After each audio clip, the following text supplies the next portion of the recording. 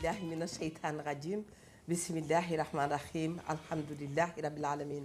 allahuma salli ala seydina muhammad wasalim asalaamaaleykum mbokku téléspectateurs yi salaamaaleykum soppeek xarit yi salaamaaleykum fu doomu Sénégal mën a nekk ci àdduna te duñu seetaan ñu ngi koy dalal ak jàmm ci kanamu télévision Futurs Médias di leen ñaanal kenn ak jàmm daal di nag wéyal waxtaan bi dem ziyaara ñi nga xam ne ñu ngi ci biir kër gi nekk ci direction yi ñi nga xam ne yàlla dogal na wax dëgg yàlla saa bu nu xëyee jàkkaarloog ñoom jëkkale ko nag ci sunu président directeur général mbooleem directeur ak personnel bi yëpp noo ngi leen di ñaanal jàmm jooju itam dinañ ko ñaanal ñi nga xam ne ñoom ñooy sunu ay kilifa diine ak sunu ay kilifa aada boole ci cofeel gu rëy di dikk seen wet di leen nemmeeku di leen ziyaara di leen baalu àq di leen ñaanal itam yal na yàlla yokk seeni fan yal na yàlla yàggal seen taxawaay yal na yàlla jàmmal leen yal na yàlla yàggal leen fi lool te ngeen wér macha allah bu ko defee itam ñu ngi sàkku ci ñoom ñaan bu nu waxee nag kilifa diine yeeg kilifa aada yi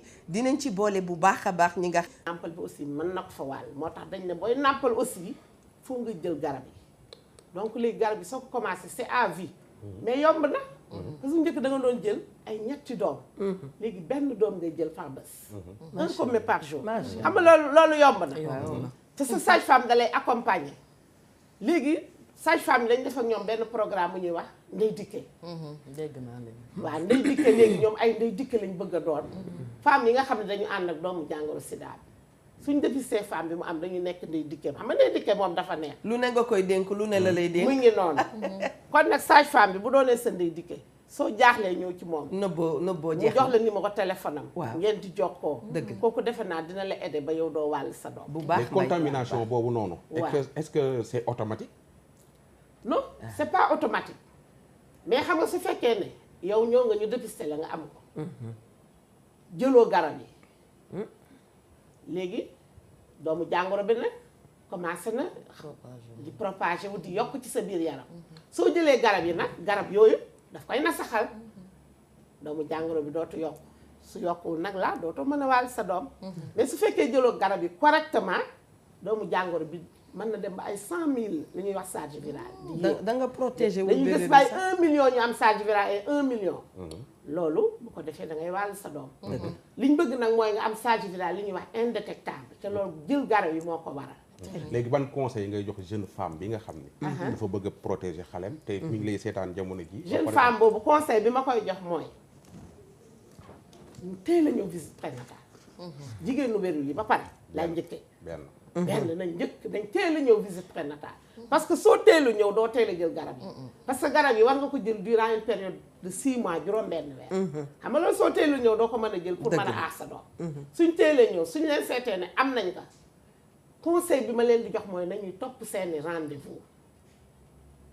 bu leen seen sage-femme jox seen médecin infirmier nañ koy topp buñ ko raté. su aayee nag. su jour rendez-vous su aayee. su ayee. waaw Sénégal. ay fan. mais waaw bu ayee togg ndeysaan. mais xam nga garab yi suñ la koy jox. réalité la kenn du la ko waaw mais garab yi suñ la koy jox. duñ la bàyyi ba nga jeexal tàkk dañ naan la boo desee ñetti doom ñeenti doom bu juróomi doom ci lañ lay jox rendez-vous xam nga foofu dina am décalage.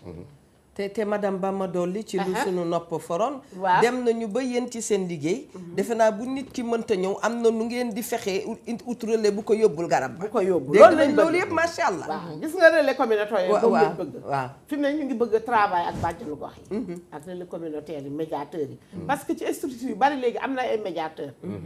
médiateurs yi mooy ñoo nga xam ni dañu am doomu jàngoro mais ñu ngi ci biir structure dañ leen jël léegi. ñuy jàppale ki nga xam ne am na ko.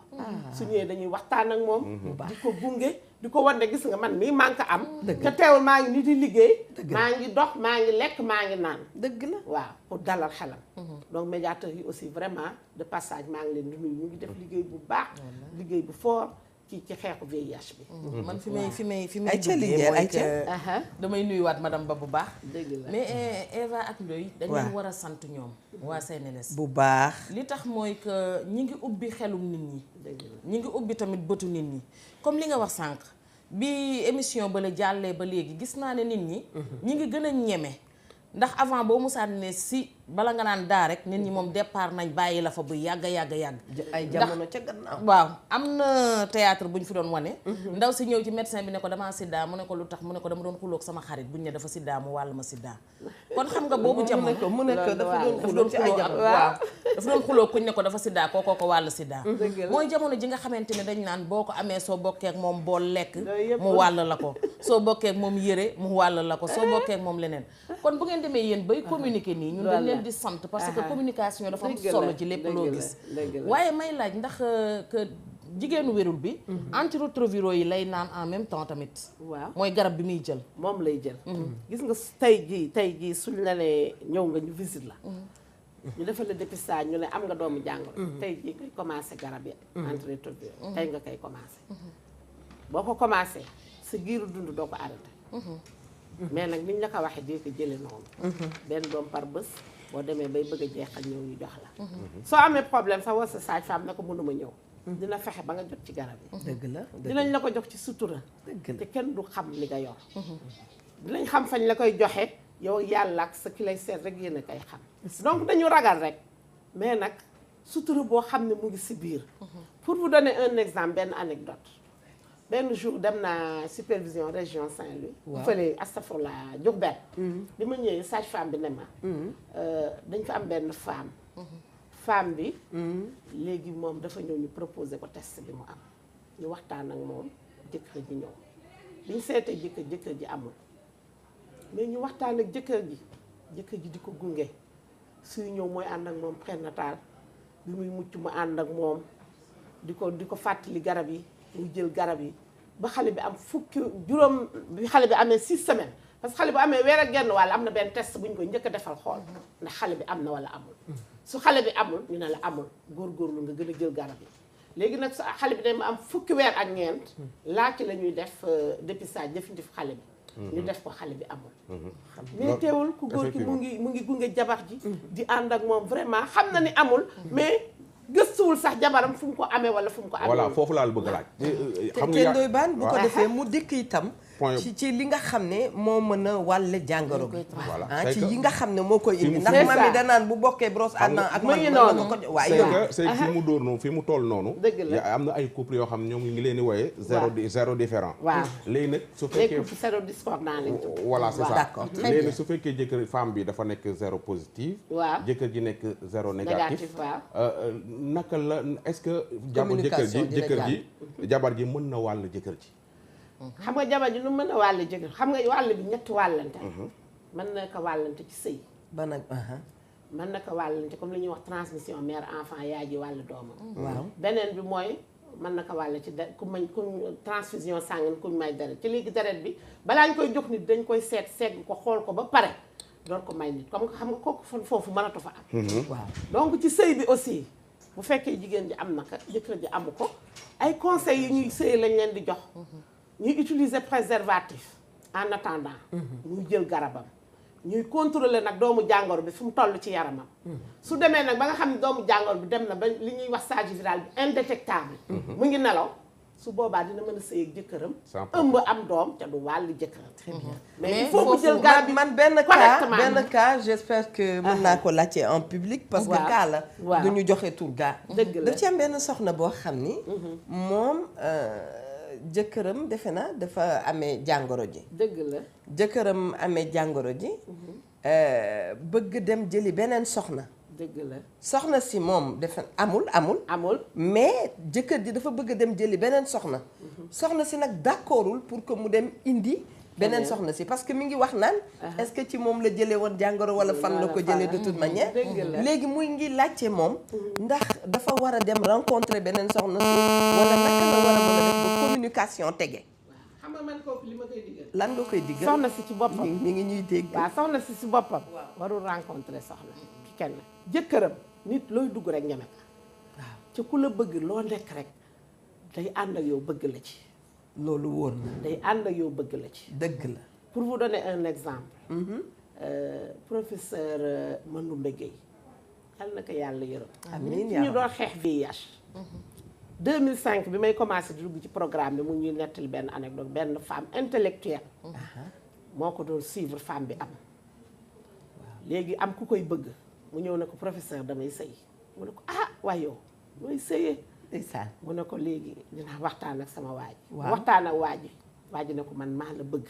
ci damay ànd ak yow macha allah ni ko maa la bëgg ñu testé waaj amul ñu ànd ñoom ñaar di sëy mu xëy ëmb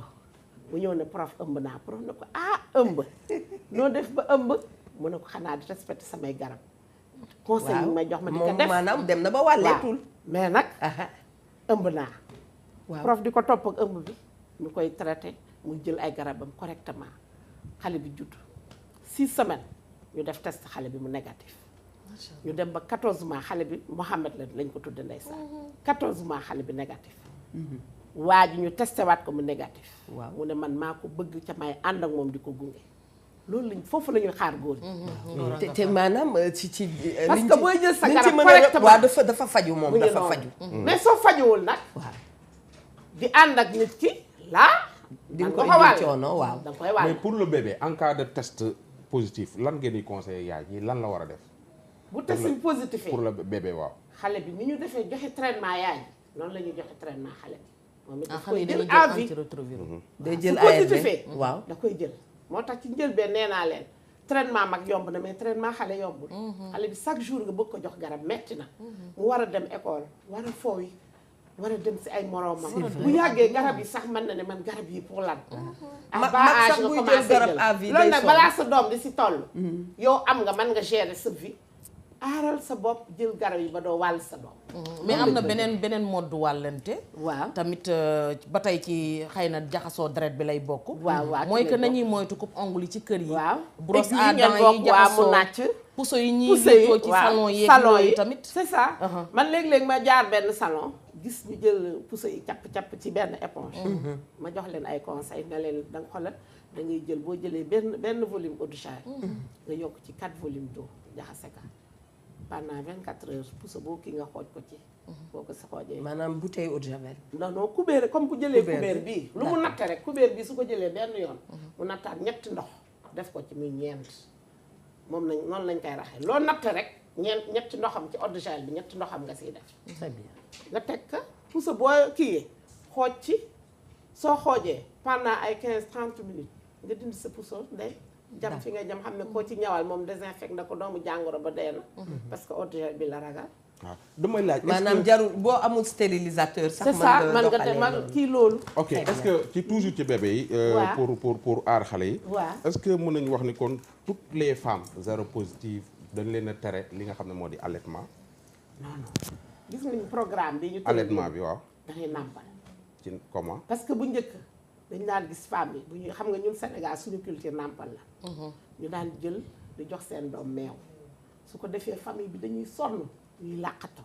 ñu naan la li tax doo jox sa doom bi sa ween ñuy làqatu mais léegi su fekkee ne am nga doomu jàngoro bi xam nga nee naa wàllante bi mën na nekk mën nga ko wàll ci soow bi ci nàmpal bi mais soo jël garab yi moom la ñuy wax allaitement maternel protégé da ngay protéger nàmpal bi da ngay nàmpal en même temps chaque jour nga jël garab yi ni ñu la ko waxee loolu soo koy def aussi doo wàll sa doom si nàmpal moo tax ci am booy solo. nàmpal même soo boo muccee sooy nàmpal aussi da ngay jox da ngay jël sa garab soo muccee aussi xale bi ci période juróom-ñaari fan yooyu am na benn comprimé boo xam ne dañ koy seeyal dañ ko seeyalee day mel ak ndox moom ngay jox xale bi chaque jour pendant 7 jours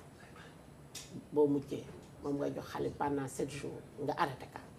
léegi nag yow nga continuer di naan sa garab ci nàmpal bi bu ko defee xale bi mën nga ko bañ a wàll. mais man dafa am lenn lu ma jaaxal tamit Eva ay ca mami mooy ay que ñoom dañu naan que su ko nit ki d'accordul moom pour wax ak ki muy sëyal waaw ñoom amuñu droit informer keneen ki ci des waaw comme li nga doon wax sànq dëgg nii la dëgg la man ma gis ne tamit nëbbatu boobu noonu Waaw. est-ce que du mooy indi problème Waaw. bu fekkoon ne wóor na leen ne ñoom buñ ko waxul yéen am ngeen droit contacter C'est ki mu ko ça, seqal dëgg la. wax ak moom est-ce que nëbbatu bi tamit du waaw wàññeeku xam nga ñun Sénégal actuellement fi ñu toll suñu loi bi ñu ko defee loi bi révisé ko ci loolu lan toll donc loi bi xëy na dinañ ko xoolaat mais xam nga waaw nit ki aussi dañ ne mag la bu ñëwee ne man du ma wax bëgguma ko wax yow jéemal di waxtaan ak moom rek di ko sensibiliser su ñëwee ngay waxtaan bu yàggee xëy na dina wax ak ki mu ko seqal mais yow su fekkee ne yow tëb nga dem wax ko ki mu ko seqal ne ko sa jabar am na kooku ñëw tëb indi ak façon yi wax bi ak xam façon nga wax bi tam dañ facette koy la. solal mbubb loolu yëpp lañ ciy daw waaw donc moo tax dañu bëgg a waxtaan ak nit ki rek moom mu partagé ak ki mu ko seqal mais loi bi moom permettre guñu ñun li ñu si fi ñu yem fi nekk nii loi bi mooy dinañ la proposer wax la dépistage bi d'accord boo nangoo même soo nanguwul amuy droit defal la ko da ngay nangu ne bëgg naa ñu defal la test bi parce que test bi tant que defoo ko mënoo xam ndax am nga ama man mii mënuma xam am naa yow mënoo ko xam kii noonu tant que defuñu test dépistage bi moo ñu mën a xam ndax am nañ ko te su fekkee ne yow nee nga defuma mais am nga ko doomu jàngoro baa ngi sa biir yaram loolu moo taxoon bu njëkk ñu naan sida égal mort parce que yow am nga bu njëkk xam nga dañ naan wax sida égal mort parce que xam nga boobu lu ko doon wax mel ni Eva loolu lan doon xalaat yow ñoo def sa test dépistage mujj bi doomu jàngoro bi mu ngi sa yaram mu ngi law bu yàggee nag mu indi la feebar indi la ay feebar yu mag nga dem ba tëdd moo tax ngay faatu mais su fekkee nag dem nga defi test ñu proposé la nga nangu nga def test bi yow amuloo wala nga am su fekkee am nga ñu teel la jox sa ay garab nga di ko jël kenn du xam yow ndax am nga wala amoo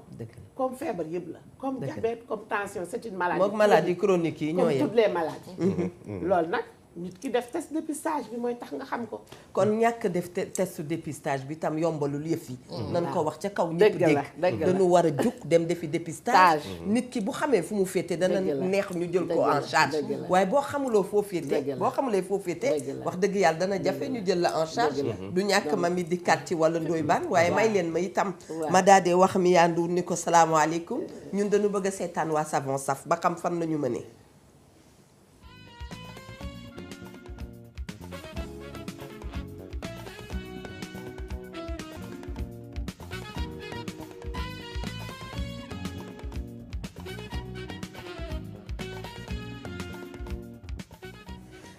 jërëjëf Mia Ndour waaye jërëjëf itam ki nga xam ne mi ngi soog a taal télé bi jàkkaarloog ñun ñu koy wax ne ñu ngi waxtaan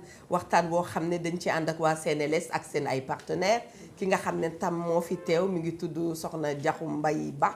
moom itam indi ay leeral ci li nga xam ne mooy transmission mère enfant bu ñu waxee nag élimination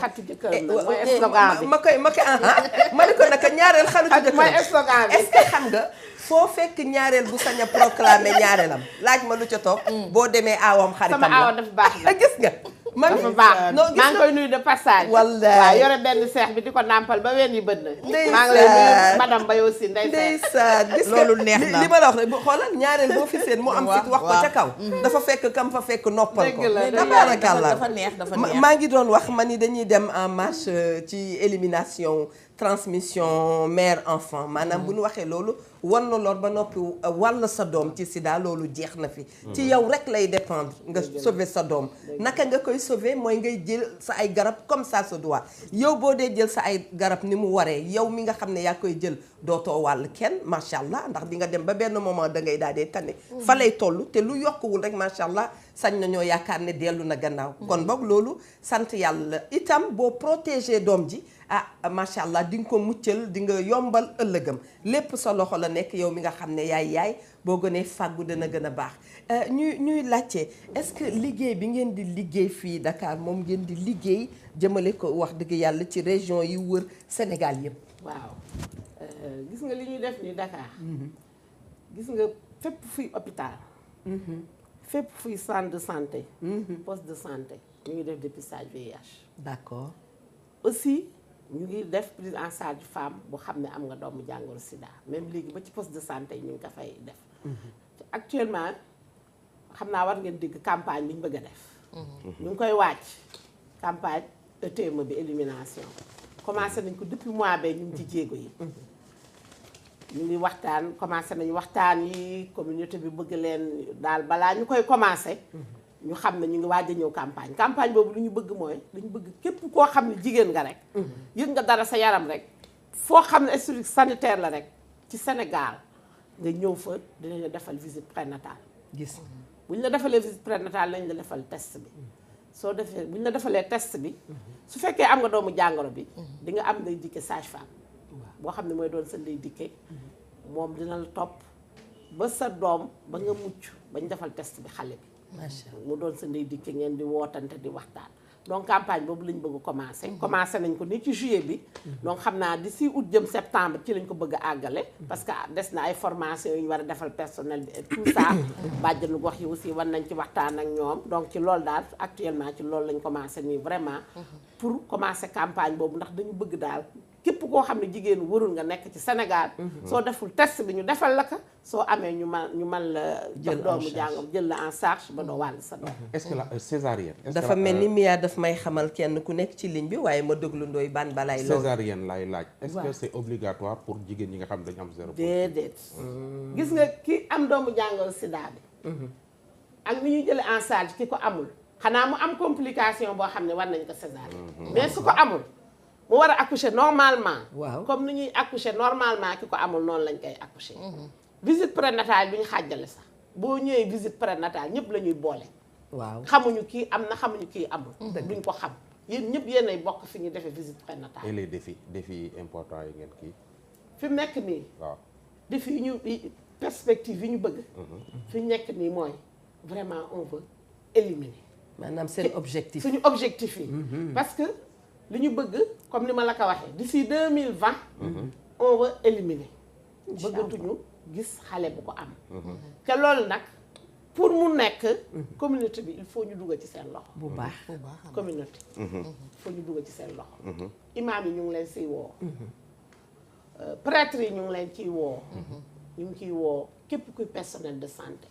bàjjenu gox relais communautaire médiateur képp kuy sénégalais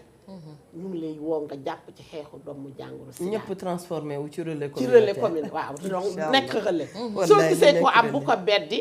jàppale ko xam ne lii feebar la comme toutes les maladies xam nga Bane jëlal ki ci ligne bi ñu jël dalal suñu premier téléspectateur allo nuyu ko est-ce que du monsieur Barry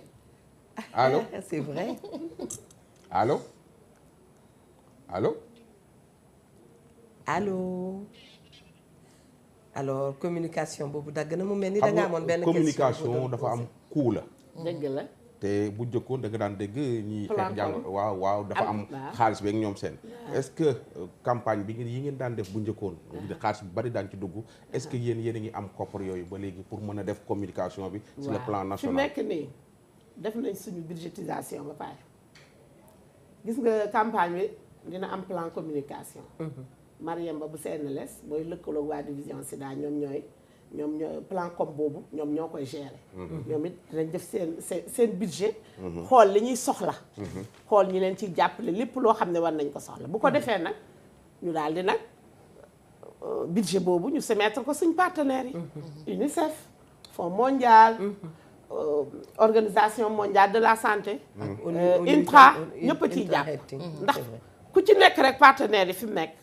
bëgg nga doomu jàngoro sida bi dem ba abadan parce que suñu defee tuuti jéego rek Sénégal dina éliminer parce que ñu ngi ci yoon bi parce que dañ ne pour nga éliminer il faut téeméeru jigéen yoo jël juróom-ñeent fukki ak juróom ñoom dinañu def am lu ñuy wax consultation prénatale xam nga loolu yomb na kon buñ góorgóorloo jigéen ñi ñëw visite téeméer yoo jël yu ëmb juróom-ñeent fukki ak juróom yi dinañ def test dépistage téeméer yoo jël juróom-ñeent fukki yi bu ñu amee doomu jàngoro sida bi war nañ leen a jox ñu jël garab yi ak seen doom taux de transmission bu aussi téeméer yoo jël lu ëpp lu yées juróomi xale waru ko cee am te fi mu ne ñu ngi ci 3 et quelques xam nga kon yële moo ñu dese visite prénatale beeg dépistage donc yooyu suñ ci defee jógo rek defe naa suñu évaluer en 2020 Sénégal war na bokk ci pays yi nga xam ne war nañu éliminer mais loolu nag pour mu am il faut ñëpp jàpp ci te ñëpp dinañ ci jàpp sax lu ni mel da caa baax ubbi antenne yi bu ko defee téléspectateurs yi tam mën a dugg joxe seen avis wax ñu seen ay témoignages ma wax ki ci ligne bi salaamaaleykum allo waaw soxna Awa naam na nga def maa ngi sant yàlla bu baax na ngeen def ak coono ñoo ngi góorgóorlu barikalla waaw soxna soosu laa doon bëgg waxtaanal ma ngoog madame Ba wuyu ko waaw maa ngi lay dégg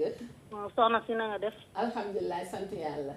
ni ngeen def ak coono sant yàlla ñu ngi lay nuyu barikalla dama doon laajte ci ci mbirum xale bi juddu te ay waajuram ànd ak feebar bi. waaw. naka lañ koy mën a jàppale allo. xale bi waaw. waaw naka lañ koy mën a jàppale. waaw. pour moom dundam mën a yomb. bokk bañ a ci am. société bi fekkee bu jotee marié war naa mën a marié waaw. fekkee amul doomu jàngoro bi. waaw. waaw gis nga xale boobu comme ni nga ko wax bu juddoo. waaw pour mu bañ a am comme ni ñu ko waxee léegi rek. waajur yi nañu yaay ji nay jël garab yi ni ñu ko waxee. su koy jël ni ñu ko waxee di ko topp. di topp ay rendez-vous xale bi mën na dem ba du am. waaw dagg na mais xale bi dagg na waaye xam naa ni àggali waxtaan léegi xale bi nag su fekkee ne. defal nañ ko à 14 mois def nañ test définitif bi amul. comme xale yépp la bu bëggee sëy day dem sëy ak ki mu bëgg sëyal. kooku yaayam topp na traitement dem na ba xale bi am na 14 mois aar na doomam amul xale boobu amul problème mais loolu nag pour mu nekk il faut comme ni ñu waxee yaay ji dugal ci loxoom di jël garab su jaarul foofu yëpp xale ba bi nga egg ci xam ne- 14 mois yi dafay commencé jël garab moom tamit. waaw su fekkee 14 mois def nañ test bi bu positif dañ koy def xool ndax positif na wala négatif su positifee day commencé jël garab waaw bu négatifee aussi mën na négatif mais bu négatifee aussi est-ce que te bu góorgóorloo itam faju bu jaadu àpp sëyam bu jotee fekk yëf yi mën taxaw Waaw. dina mën a war a jël am jëkkër day am jëkkër Ah, day voilà, am jëkkër comme est-ce tout le monde que est-ce que mën ngeen ñëw wax ci par exemple ci ay est-ce que am ngeen ay résultats yu encourageants yoo xam ni waaw ci affaire élimination transmission mère enfant bi yan Waaw. résultats ngeen ci amagum yoo xam ni mën nañu wax ni yu dal xel la lu dal xel waaw ak yan taux ngeen ci am waaw fi mu nekk nii am nañu résultat yu encourageant ñu ngi ci yoon bi comme ni ma la ko waxee soo jëlee li ñuy wax consultation prénatale bi 2017 bi soo jëlee téeméeri jigéen juróom fukk yeeg juróom benn 56% def nañu li ñuy wax consultation prénatale unique des na nag parce que nee naa leen 95% lañ bëgg xam nga foofu des na écart des na donc jigéen ñi visite bi des na fa ñu ñëw visite soo jëlee aussi téeméeri jigéen yoo xam ne def nañ test dépistage bi 63% def nañ test bi foofu des na parce que on veut 95% juróom-ñeent fukk ak juróom juróom-benn fukk ak juróom def ak ñett def foofu des na donc jigéen ñi aussi bu ñu ñëwee ci visite yi nañu def test bi taux de transmission bi comme ni ma leen ko waxee ñu ngi ci 3,1%. ñu ngi ci jéego bi vraiment xale yi nag waaw mooy xale yi yi nga xam ne seen yaay wàll na leen soo jëlee téeméer actuellement 3 xale ñoo ko si am ñu ngi ci 3,1 bu nu gënee góorgóorlu mu gën a baax suñu gënee góorgóorlu nañ bëgg a dem ba buy am néew ba benn xale sax bëgguñu mu am ko vraiment parce que neexul loolu lañ bëgg actuellement ñu ngi ci 3% taux de transmission bi alors madame Ba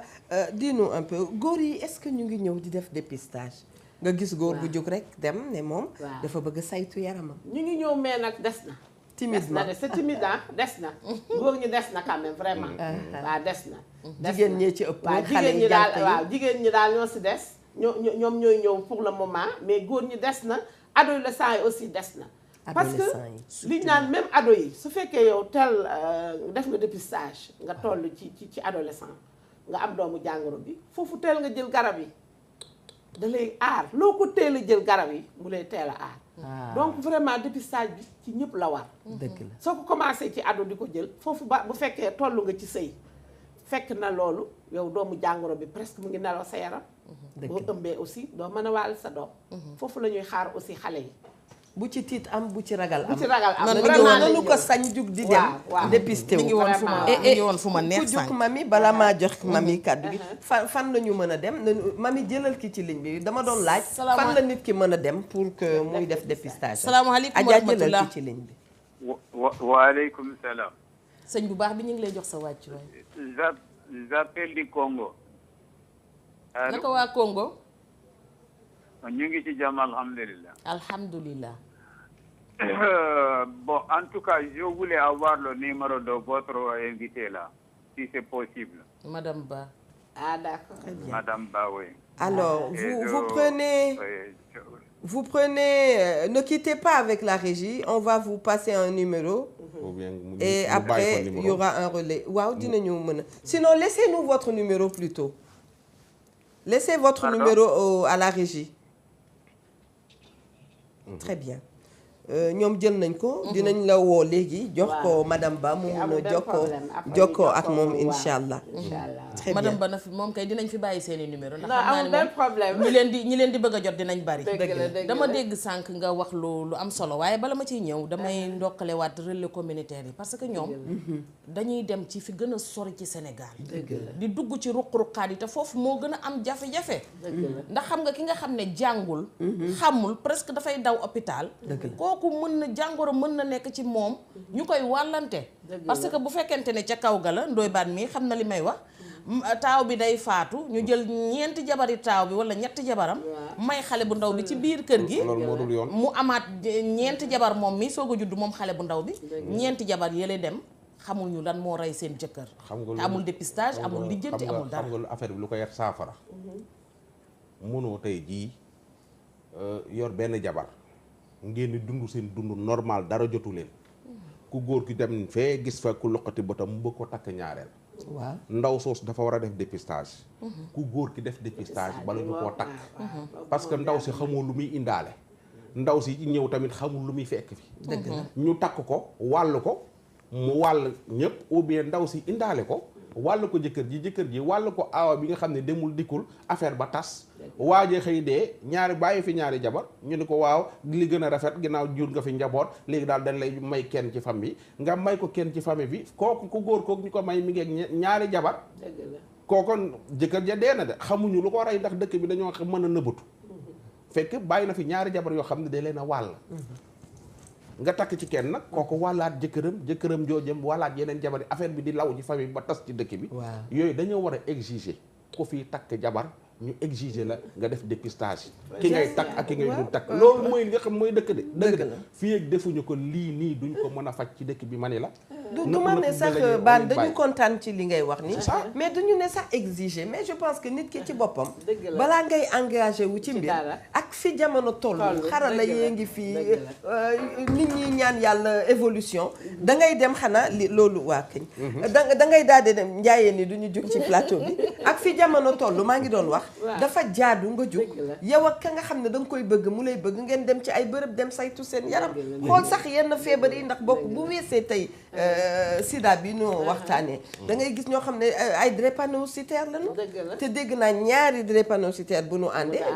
dafay indi tam complication yooyu yëpp dañ ko war a seet li mu jaaxal parce que maa ngi dégg mami ma émission bu lay passé mu naan VH1 comme VH2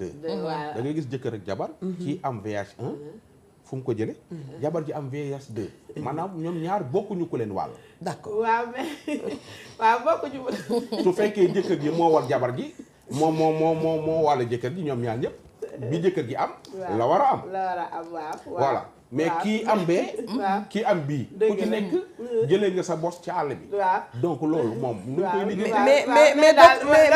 madame Ba balaa ngay dem sax ci loolu damay indi juste Ndoye Bane benn leeral ci sama gis-gis bu gàtt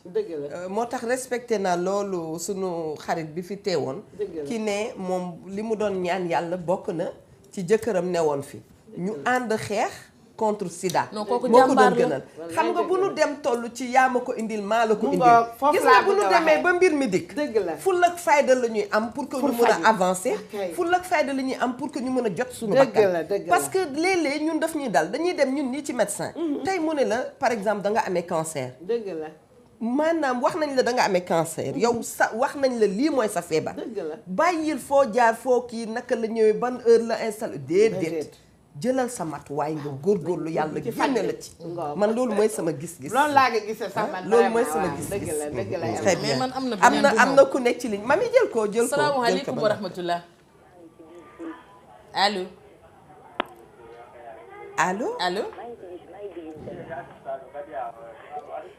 nekkuñu di dégg bu baax boo mënee wàññi poste téléviseur bi dañuy ndékki allo Miyandour nee na kooku rëcc nañu ok voilà mami loo bëggoon wax xam nga li tax ñu war a dem di gën a saytu suñu yaram waaw tey ñun ñëpp sida la ñuy daw mais MST yee gën a garaaw ñoom syphilis yeeg ñoom gonocoque yeeg ñoom yu bon yooyu moo gën a garaaw te ñun duñ ci bàyyi sax suñu xel te ñun dañu am problème ñun Sénégal mooy que lépp dañ koy def ca ba buñ demee ba cëgg desatul ci guy mooy que bu ñu demee ba xamatuñ fan la ñu jëm rek ci la ñuy dem bu fekkente ne nii doo ku wannu lor sax war ngaa mën a jóg nga dem hôpital dépisté wu wala nga xool lan moo nekk ci sa yaram mais sànq dama dégg nga laal fu ma neex muy ci ado yi centre ado yi damaa xamul dañoo tëj damaa xamul seen liggéey doxatul damaa xamul xale yee dematul ci ñoom parce que xale yi ñoo gën a mën a nëbbatu te ñoo gën a mën a def ay toj-toj ndax man démb ba ma jaaree ci watu géej gee wax fa dëgg yàlla am pour man xale desul ci Sénégal ñëpp dañoo dagg daje fa buñ fa jógee nag fa ñuy teere jee kenn xamul ñoom Petit Ndoye ngi ci dëkk bi xam nga ak ñeneen comme dañoo nekk sànnente xeer maa ngi moom xam nga yooyu ñu war a nag gën a pousse xale yi pour ñoom tamit ñu gën a dem dépisté wu ji parce que ñu ngi dugg ci nag yeneen te du ñu protégé wu yi ñuy def kenn du xam yan ak yan la kon daal war nañ gën a soññaat askan wi pour ñu gën a ñemewaat daal mbir mi loolu dëgg la centre ado yi ba léegi am na yu des comme li ñuy wax centre ado sida service bu Hyacinthe Thiandoum booy dem yoonu jàmm boobu muy existé ba tey Kaolack am na sida service donc am na yu des yeneen yi léegi dañ leen a dugal ci biir centre de santé yi waaw au lieu muy nekk ay centre ado dafay nekk rek ay centre de dépistage volontaire léegi noonu la tudd donc dañ bëgg léegi nit ki fépp fu mu dem rek muy poste de santé muy hôpital muy centre de santé muy ay sida service yooyu ñu defal la dépistage et puis ñu nekk même ci poste de santé yi infirmiers yi dañu def des stratégies avancées di dem fi nga xam ne ay cases de santé ñoo fa nekk pour jot population yooyu sax pour mën leen defal test dépistage te test bi léegi ñaari test sax lañ leen defal dañ lay seetal bu doomu jàngoro sida bi léegi femme enceinte yi seetal la bu ndoxu siti moom la ñuy wax test dio xam nga bu njëkk boo ñëwee femme enceinte bi dépistage rek lañ lay defal léegi dañ lay defal sax ñaar mayaaleel bu ndoxu siti bi xoolaale sax ndax yow sa yaram amul ndoxu siti ñaar yëpp lañ lay seetal léegi liñ naan jàngoro bu dikk rek da lay sonal boo ci jugul mais ginnaaw waxtu yi mi ngi ñuy bëgg a dab dëgg la ban conseil ngay jox nag maman yi parce que ci seen campagne bi jël ngeen juróom benn point jagleel ko yaay ci ay conseil waaw man daal conseil bi may jox maman yi mooy femme enceinte yi nañ ñëw def dépistage teel a ñëw def seen consultation prénatale parce que toog ba am ñeenti weer juróom benn weer door a ñëw commencé def sa visite kooku jaadal soo yëgee ni rek yow toog nga jël nga benn weer ñëwal nga def sa visite prénatale foo ko mën a defee dinañ la proposer test bi dinañ la ko defal soo ko amee comme ni ma ko waxee toppal li la sa sage-femme di wax wala sa médecin wala infirmier bi mooy ñaareel bi sa garab niñ la ko waxee chaque jour comme que hypertension diabète bi ni muy jëlee garabam respectel noonu sa garab ak ñi asthme di jël traitement sa rendez-vous bu ko ratee su ñu joxee rendez-vous fexeel ñetti weer ñu leen bu desee semaine ñëwal soo mënu ñëw wala sa sage-femme mënuma ñëw dina la wax yow fa nga nekk dinañ la demal fenn foo demee foofu dinañ la jox garab yi parce que fépp foo dem rek am na fu ñu la ko mën a joxe donc boo muccee li mujj bi mooy nga accoucher ci structure sanitaire yi bañ a toog sa kër comme ni ma la ko waxee am na ay garab yu ñu war a jox sa doom boo toogee sa kër su passé ñetti fan duñ ko mën a jox xale bi te foofu mën nga wàll sa doom ngay topp sa vaccination doom dépistage précoce waaw parce que 6 semaines am na test bu ñu war a defal xale bi bu xale bi amee weer ak genn wàll soo ñëw rendez-vous duñ ko mën def foofoo des na fa ay jéego yu ñu war a def nañuy indi xale yi suñuy def vaccination ñu defal leen test boobu li ci des mooy ñuy indi xale bi ñu koy peser di ko xool ndax xiibanul ba nga xam ne xale bi am na fukki weer ak ñeent ñu topp croissance am def test bi mujj foofu daal laay woo mbokk jigéen daal rendez-vous yi daal ñu def te nag ñuy partagé bu nañ bàyyi làqatu sous ARV waaw mettre ko sous ARV waaw mu jël antirétro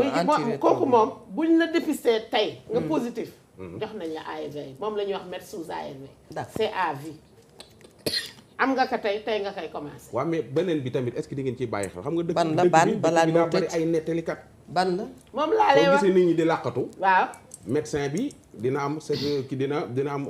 autorisation xaw ma lan de réserve waaw nu mu tudd fii waaw garde secret professionnel te dëkk bi nit ñi dañoo da ci am ñoo xam ne dañuy am garde secret professionnel dañuy nettali rek dëgg la ah ma ne diw laa dajeel ci hôpital ba ndekete lii ko dal mais gis nga hôpital ba nga dem wax ko xam sa nga lay joxe garab yi fi ñu lay visité. ci fépp am na confidentialité. nettalikat yi dañoo bari ci dëkk waaw mais lañ lay jox. waaw amul ku mën a ñëw xam lañ lay jox lan la. waaw xam naa loolu non kala koy jox. waaw. xam nga tey li may wax nii c'est waaw. très important. maanaam da ngay bëgg a wax Awa Diop mën na dem seeti gynécologue ba gynécologue recevoir xaritam. waaw ne ko